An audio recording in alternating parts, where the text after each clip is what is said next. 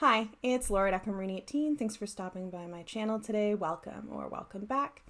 I have a book review to share with you today, a detailed look at a book that I've read just this month that I really liked, and I'm really excited to talk about.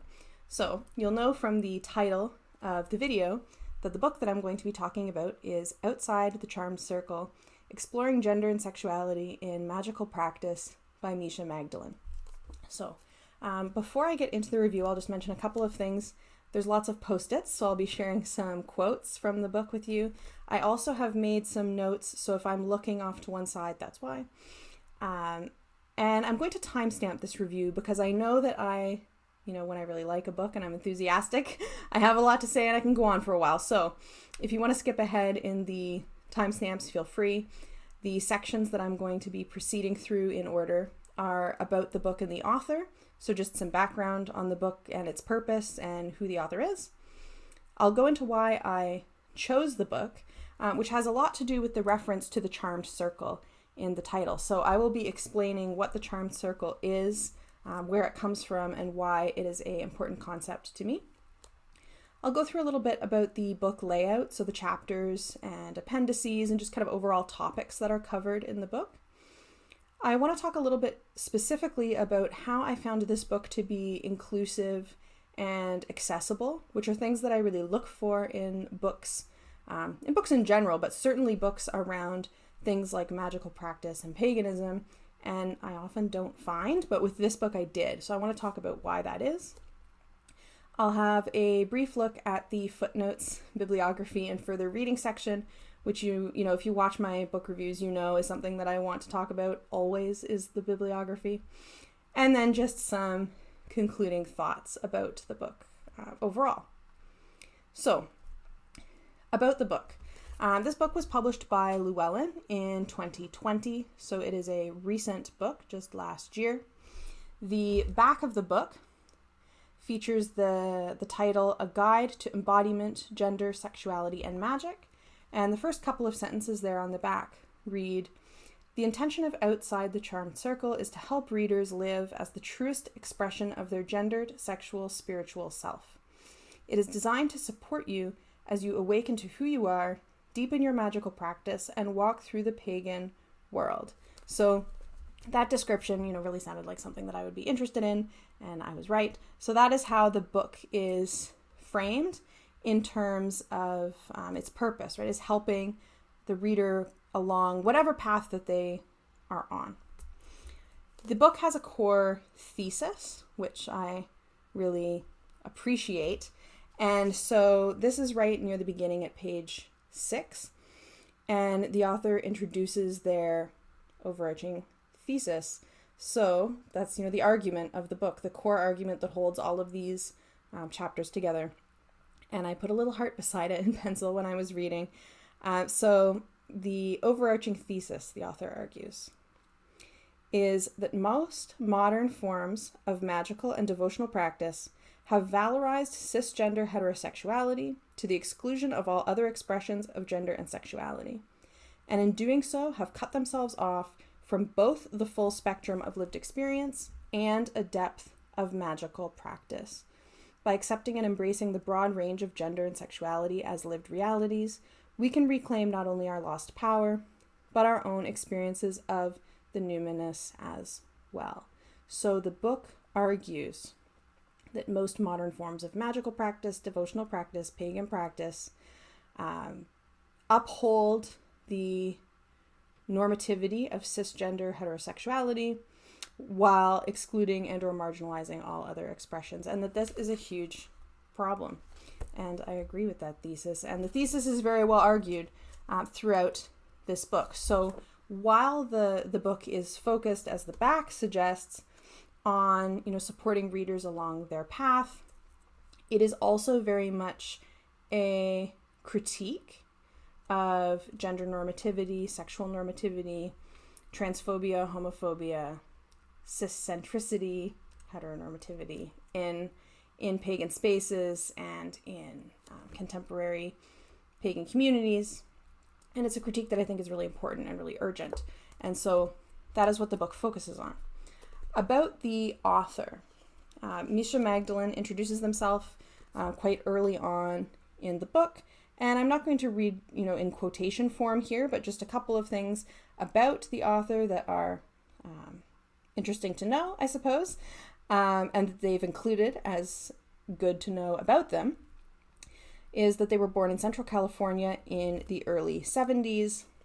They've been a practicing witch for over 30 years, first as an eclectic neo-Wiccan pagan, then later as an initiate of Gardnerian and Kingstone British traditional Wicca, has practiced ceremonial magic with a Thelemic recension of the Hermetic Order of the Golden Dawn, has worked in European grimoire tradition, but primary frame of practice right now is in the Anderson Fairy tradition.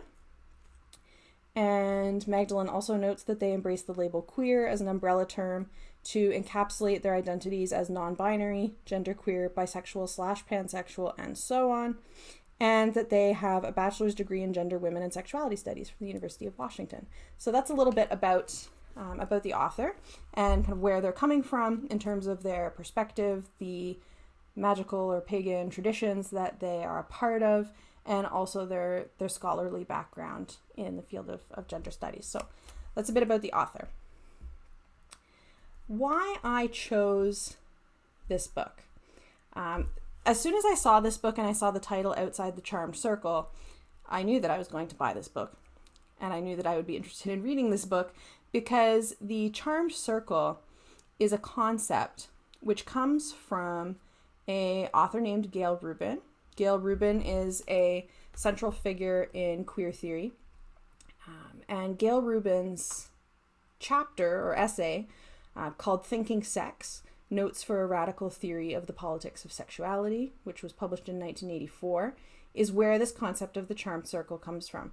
And I teach Gayle Rubin's essay, Thinking Sex, and the concept of the Charmed Circle as one of the very early lessons in one of the classes that I teach that looks at sexuality in a sociological context, in a sociology department.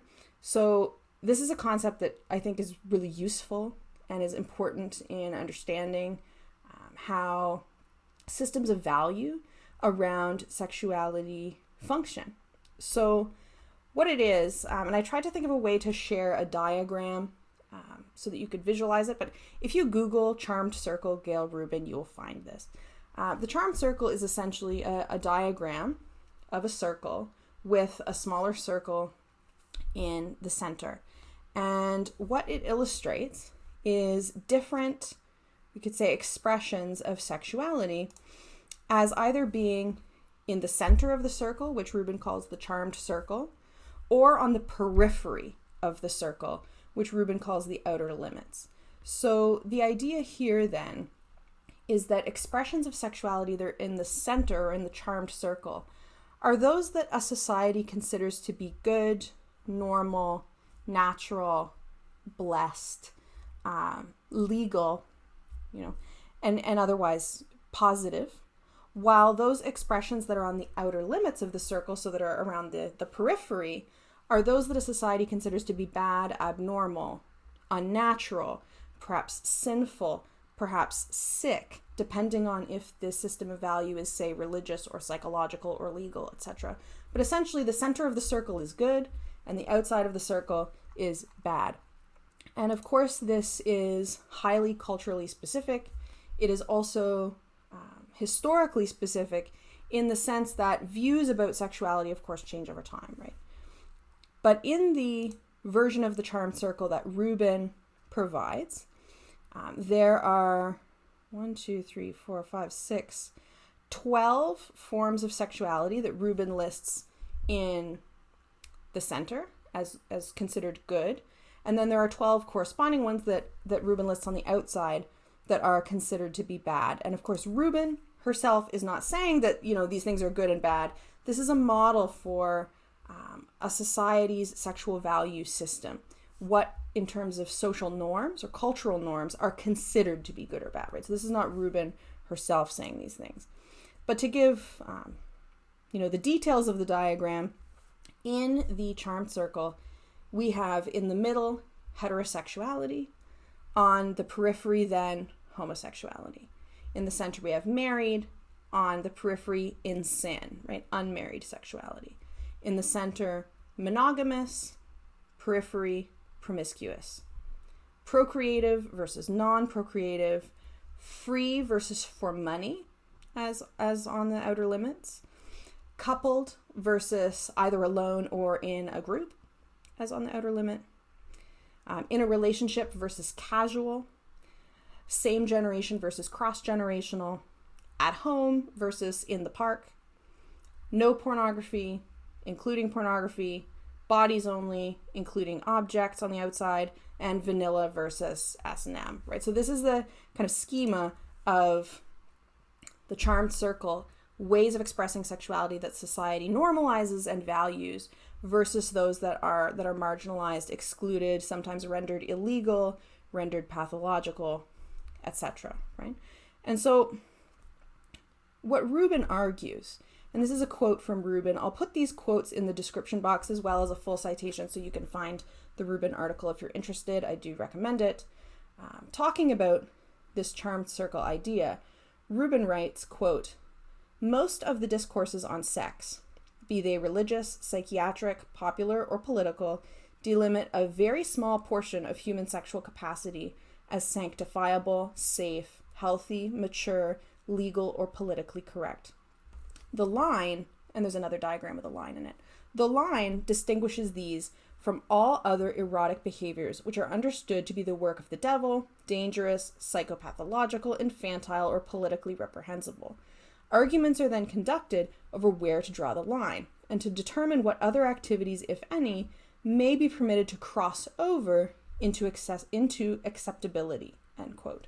So what Rubin is arguing, what happens in terms of change over time as different expressions of sexuality might become more accepted, for instance, the overall schema of there being a charmed circle and a periphery is left unchallenged, but there are arguments about what should be where. So we could think about, for example, how the acceptability of unmarried couples living together has definitely changed over time, right? The idea of same-sex couples being able to be married is also, of course, a huge shift in terms of societal attitudes. The critique here, though, the queer theory critique here, is that those arguments about which forms of sexuality should be considered acceptable but aren't, don't actually get at the problem of some forms of sexuality are being deemed abnormal and others normal, right? They just argue about where the line should be as opposed to troubling the line itself. And so this is an issue. Because what Rubin argues, what this does, Rubin argues, quote, "It grants virtue to the dominant groups, i.e. heterosexuals, for example, and relegates vice to the underprivileged. A democratic morality should judge sexual acts by the way partners treat one another, the level of mutual consideration, the presence or absence of coercion, and quantity and quality of the pleasures they provide. Whether sex acts are gay or straight, coupled or in groups, naked or in underwear, commercial or free, with or without video, should not be ethical concerns, period," end quote, right? So the problem when we get mired in these discussions about, whether a particular expression of sexuality should be considered normal or not, we don't get at this problem of what deeming some expressions normal and others abnormal actually does in terms of societal power relations, right?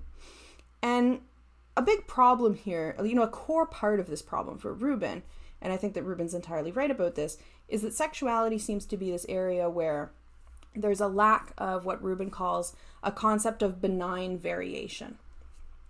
Benign variation meaning difference that's just difference, right? It doesn't really mean anything. So differences in terms of sexual expression seem to be taken in society as indicative of differences in value, differences about people's viability, differences about people's worth, differences about people's character and whether they have a good character or not, as opposed to simply different, right? Simply different. Different, like preference in ice cream flavor is different, right? We don't think of that as a moral issue.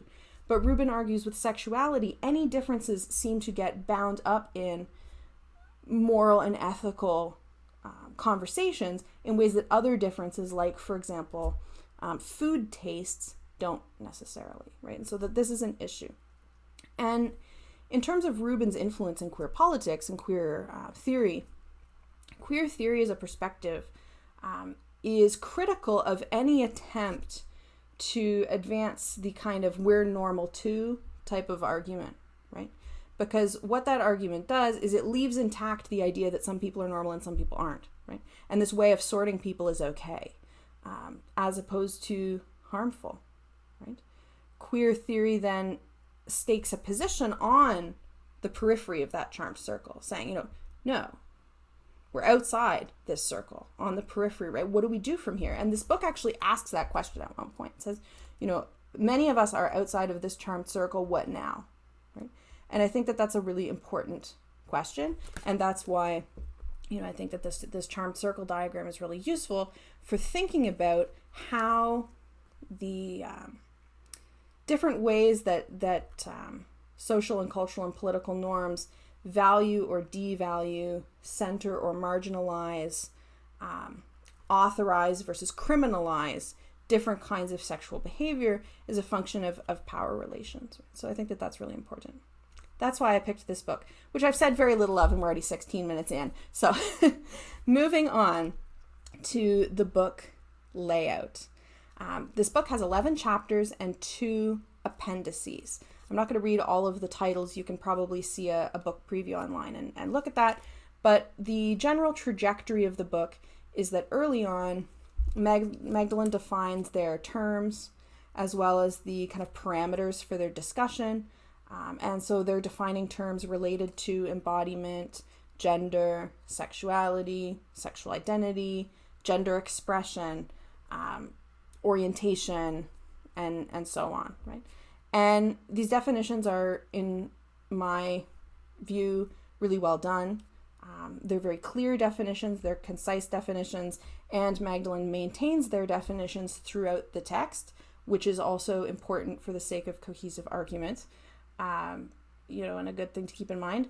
They're also very non-dogmatic about their definitions. So in defining, for example, different terms related to sexual orientation, right? Because a reader might not be familiar with this, might not be familiar with, for example, what bisexual means versus what pansexual means. So in providing these definitions, Magdalene is very clear that their definitions are not the only ones. They don't presume to speak for anyone and everyone who uses these terms, but they're defining the terms for the sake of being clear about what they are and are not saying, right? And in that, they're very useful, I think. Inevitably, in terms of defining a word like queer, there are aspects that I wish were included here, but I also obviously recognize that queer theory and queer politics is a massive area of thinking and activism and theorizing, and a book like this can't do everything. A book like this is not a introduction on everything you need to know about queer theory, though that is the theoretical basis for the book. If there's one thing that I wish was included in terms of the definition of queer, for example, I really wish that the queer critiques of identity politics were a bit more fleshed out. So Magdalene does get into, for example, the idea that when it comes to terms around sexual orientation, terms around gender, many people can feel and do feel a dislike of labels in this context, right? And find labels to be limiting, for instance, like want to be hesitant or are hesitant to take on particular identity labels. And that discussion is really well done, and I really appreciate it. However, queer theory has an added critique of particularly identity politics and the idea of uniting together around these kinds of identity terms, which has to do not just with the idea that, well, labels can be limiting and feel restricting to people, which they can, but also that they can function in a normalizing way. And that, explaining all of that is beyond the scope of this review, but it has to do with, for example, the ways that when feminism is defined as a women's movement, or defined in terms of women uniting, then the question of who counts as women becomes a question. And throughout the history of feminist organizing, and contemporary feminism included, who is and is not included in the idea of, for example, women, has not been straightforward, right? So we have seen transphobia within some segments of so-called feminist, transphobia is not feminist, movements excluding trans women, for example. There's also been, throughout a history of white feminism, definitions of what women's interests are that are very white-centric, very heteronormative, and so on. So the queer critique of identity politics in that way is not so much just that labels are restrictive, but also when we start to define things, there is always then a risk that people are being defined out, right? And that in that process then, for example, gender norms or sexual norms that are exclusionary and harmful are actually being upheld precisely by movements that are trying to challenge those norms, right? So there's that potential pitfall with defining and labels that could be fleshed out more in the book, but really, like, the definitions in this book are great. I think it's a great place to start. The first part of this book is a great place to start for folks who maybe don't feel like they're totally confident in the terminology and language around conversations about things like gender and sexuality in paganism and in magical practice, but also just in general. Really, really approachable, really well done, supported with, with citations where relevant, really fantastic. From the definitions, Magdalene then goes into the later chapters, which address particular areas related to this kind of overall conversation about heteronormativity, cisnormativity in pagan and magical spaces and communities. So there's a whole chapter on sex magic. There's several sections on consent and consent culture. There are sections on working with deities, deities that often resonate with 2S LGBTQ plus people, for example, as well as consent when working with deities. What does that look like? How do we talk about these things, right? And there's also discussion then towards the end of the book about different approaches to creating a magical or pagan practice that reflects your identities and your social location, in terms of adapting existing traditions that might not be entirely inclusive but might speak to you in various ways, versus, a more eclectic DIY kind of approach. And there's also chapters on pagan community dynamics. So things like fostering inclusivity in pagan spaces, different kinds of leadership models, things like this. So that's the overall trajectory of the book. And there are exercises throughout to work on. So, to pause reading and complete an exercise. And these are great. They're accessible. The majority of them, I think, if not all, no, the majority of them. The majority of the exercises in the book only require a pen or pencil, some paper, and some time to yourself, right? Very little in terms of other materials involved, which is a good accessibility measure. I think one involves kind of looking at yourself in the mirror, but that's really it. There's not a lot of supplies presumed, which is always great.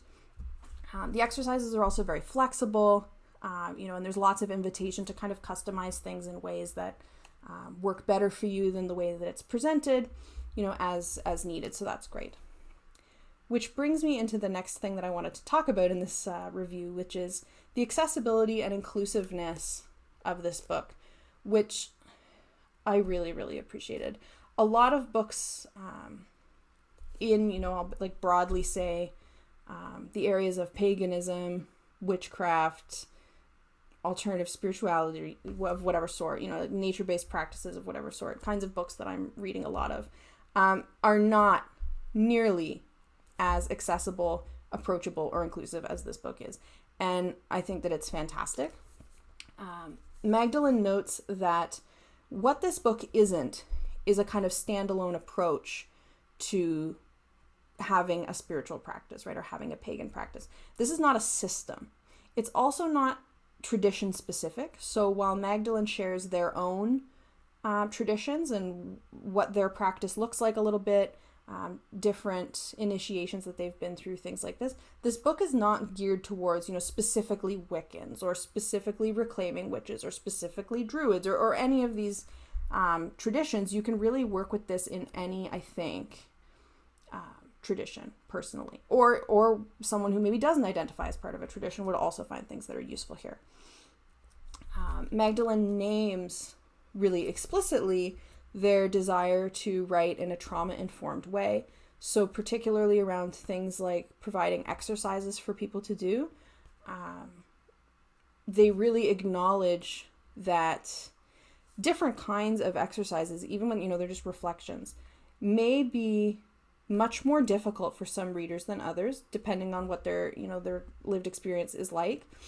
And there's a lot of space created for that. And that's done in a really good way, I think. They have a lot of suggestions in this book, in one section, on suggestions for self-care and kind of checking in with yourself. And in my experience, things like lists of self-care activities can be very hard to write in a way that isn't making a lot of assumptions about the reader, right? It's hard to come up with a list of self-care activities that are actually going to resonate with any reader. It's probably impossible. But the suggestions in here are open-ended enough, and they're very, very non-judgmental, right? So even on something like, say, food, a lot of discourses of quote-unquote healthy and unhealthy eating can be extraordinarily problematic, and judgmental and exclusionary. But here, it's more of a suggestion to check in with, your eating and your water consumption and things like this, and see how that's affecting you and think about that, right? There's no prescriptive presumption that should look the same for everyone. So that's really great. They really explicitly address issues of disability and accessibility in ways that I think are very seldom addressed. So I wanted to share some of what they have to say, and this is in chapter 3, talking about accessibility. So they write, "The everyday world in which most of us live is conceived and built around the myth of the average person, a platonic ideal of the human being. This average person, quote unquote, is then used as the basis for a host of assumptions about the ability level of its occupants. Some of those assumptions are that we're all sighted, hearing, ambulatory adults within a certain range of bodily dimensions and mass, and that we're all neurotypical. These assumptions exclude a breathtaking number of people," right? So there's a real understanding, I think, of how these kind of exclusions often function. And I feel like Magdalene has written a book that is very, very self-reflexive in a way that's really refreshing. They are discussing within the book their process of making the book as accessible and approachable as possible, right? Which I think is really helpful in all kinds of ways, including for example, somebody who might be wanting to write a book in a topic like this or an area like this. There would be a lot to learn, I think, from this kind of approach. And so Magdalene writes, "I've worked to make this book as inclusive as possible toward people with bodies at all levels of ability. However, the reality is that not all experiences are accessible to all people, and that some of those inaccessibilities will be rooted in the body. Rather than dodge this fact, I want to openly acknowledge it and, where it's feasible to do so, offer suggestions for ways that people with disabilities can adapt the ideas, exercises, and practices here to their own experiences of embodiment." There is no insistence that anything be done in any particular way. And there is a real, I think, desire to not make those kinds of normalizing assumptions about the reader, right? And that, I think, is really, really valuable. And from there, Magdalene goes into a discussion about body policing that I also think is really important and relates to inclusion and safety, and the degrees to which pagan communities, for example, or any communities are welcoming of diversity. And so I thought I would read another little section here on body policing. And what Magdalene has to say about body policing is that it's not necessarily a conscious choice. In fact, it's often done unconsciously, triggered by a sense of uneasiness with a body which is clearly not matching the expected norm. Many of our issues around bodies grow out of the conviction that on some level, we have both the authority and the obligation to tell other people what to do with their bodies. Most of us carry in our minds a set of standards for what embodiment should look like, how bodies should look, function, and be used. And we find other people's failure to meet our standards of embodiment troubling, distressing, even threatening. Body policing is a toxic mechanism, one which does harm to everyone. It's obviously harmful to people whose bodies don't match our cultural standards of beauty, ability, or function, but even those who do fit within those standards are shaped, figuratively and literally, by the toxicity of the belief that we should have power over others' bodies. This feels really important, and it feels like a conversation that is so often at the root of so many issues, but is not named in as clear of a way as it could be. And so something I really appreciate about the self-reflexivity of Misha Magdalene's writing and of this book is that there's a real, there's a radicalism to it in the sense of going to root causes of things, right? And naming those things for what they are and inviting the reader to think through the ramifications of those things for themselves, right? For their own practice, for their own, participation in community, constructing community. And I think that that's really, really important. So those are some of the things that I think make this book accessible and approachable and inclusive. There are other things I could mention, but I can't just read the book. So these are just some components of it that I think are really great in that respect. I want to mention in particular something that if you watch my reviews, I really care about, and that is the inclusion of footnotes in a bibliography. So this book contains properly formatted, complete, consistent footnotes in the text where needed. For example, I'm just going to find an example. Here we go. This is kind of a funny one to pick to just land on because the citations on this page are Aristotle, Ephesians, and then Aristotle again. But we can see we have full citations there. Where to find everything right on the page. In the footnotes, so it's not like the bracketed citations I know some folks find distracting, trying to read through them. They're at the bottom of the page, so that's great. There is a full, complete, formatted bibliography at the end with all of the texts cited. Thank you, Misha Magdalene, for including this. We know that it is a gripe of mine when things are not referenced, and that it's even more of a gripe of mine when there's no bibliography, as though ideas just kind of sprung fully formed from a person's head with no influences. This has a great bibliography. In addition to the bibliography, in one of the appendices, we have a recommended reading and listening section. And so this is a curated, with subtitles, annotated for their reading list.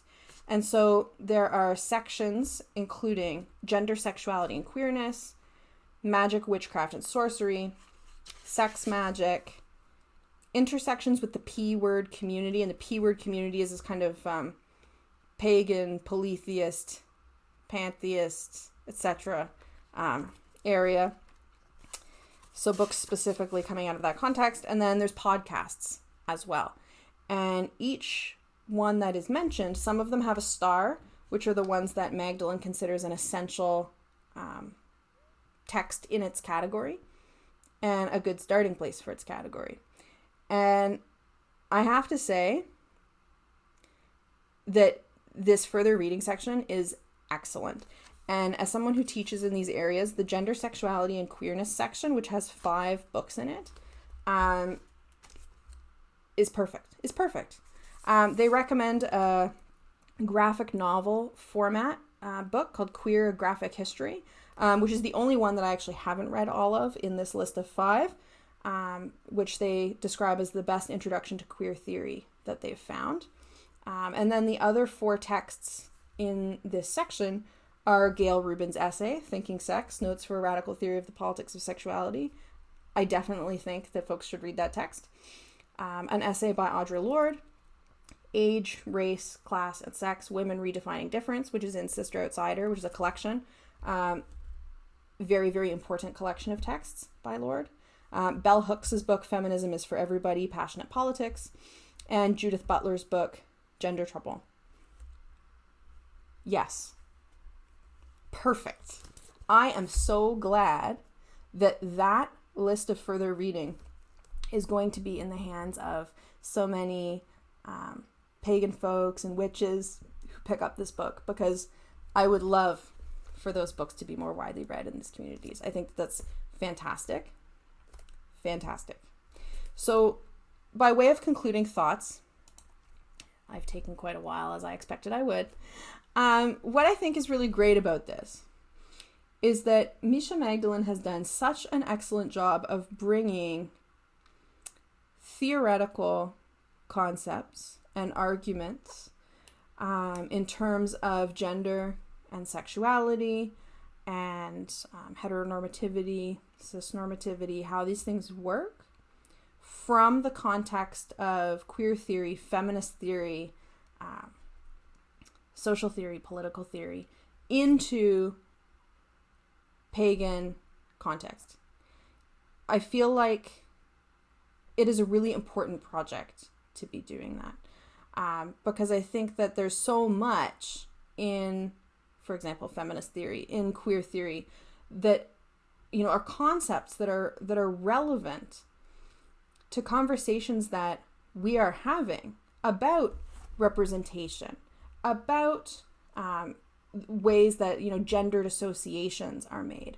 All of these things that could really be well informed by, you know, authors like Hooks and Butler and Lorde and Rubin, but we don't often get those texts brought into these conversations, and I really, really appreciate that. I feel like this book is so relevant to so many conversations that are happening right now. And my favorite thing about this book is that somehow Magdalene has managed to be, on the one hand, very non-dogmatic. This book is not tradition specific. It's not about having a particular practice or eliminating particular things from a practice, or particular practices being better than others, or particular traditions being better than others. Not at all. It's completely non-dogmatic in that sense, yet at the same time, this book is demanding. This book demands serious critical thinking about spiritual practices, spiritual paths, and traditions, right? In the best possible way. So just a couple of examples to close. I really liked the section in chapter 4 where Misha Magdalene writes that, quote, "We need to think about our practices and traditions analytically, even critically, when gender comes into play. What do these things we say and do mean? Why are we assigning gender to these roles within our practices? Who is included and who is excluded? What messages are we sending or not sending? And most importantly, are these the messages we want to send? One of the ways we can work against these tendencies in our practices and our traditions, these tendencies meaning particularly exclusion of, to us LGBTQ plus folks, and of sexism as well. One of the ways we can work against those is to examine our metaphorical language and really think about what we're saying with our symbols. And then there's an invitation to do that in an exercise format. And yes, 100,000%, so important. And in the area of the book dedicated to body positivity, Magdalene asks, you know, what would a body positive practice look like, What would a body positive approach to spirituality look like? To spiritual practice look like? To spiritual community look like? And they come up with lots of different components to that, right? And again, none of them are tradition specific or anything like this, but they deal with things like prioritizing accessibility, prioritizing building a culture of consent, right? These kinds of components that are woven throughout the book. But one of the points that they write, and I'm just going to read it in full, is that a body positive practice would be rooted in reality.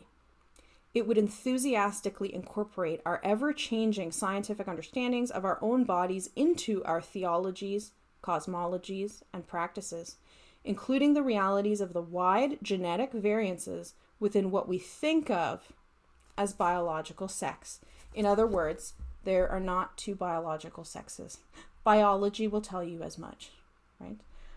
There are not only two possibilities when it comes to something like chromosomes. There are not only two possibilities when it comes to something like gonadal structure or genital structure or any of these things that are often taken as a marker of someone's so-called biological sex.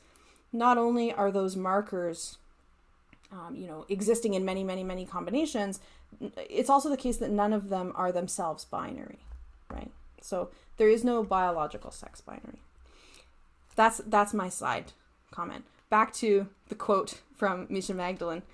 The biological essentialism of past traditions, based on earlier misunderstandings of biology and psychology, would be replaced with symbolism and rites more closely reflecting our lived experiences. End quote. Demanding, right?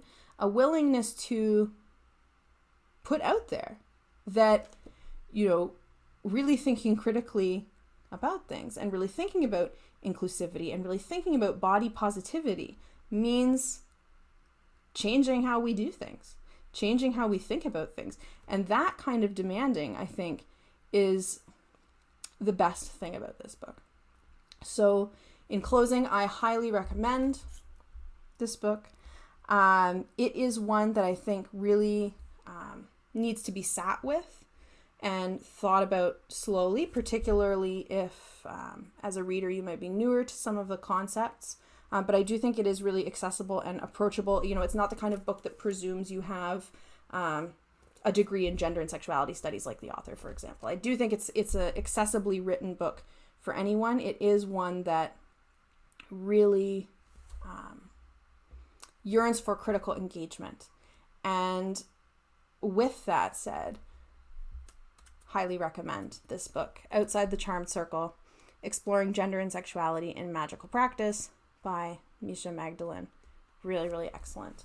I hope that this review has been interesting or helpful. Have you read this book? Did you love this book as I loved this book? Let me know in the comments below, and I would love to chat with you about it. Thank you so much for watching, and have a great day.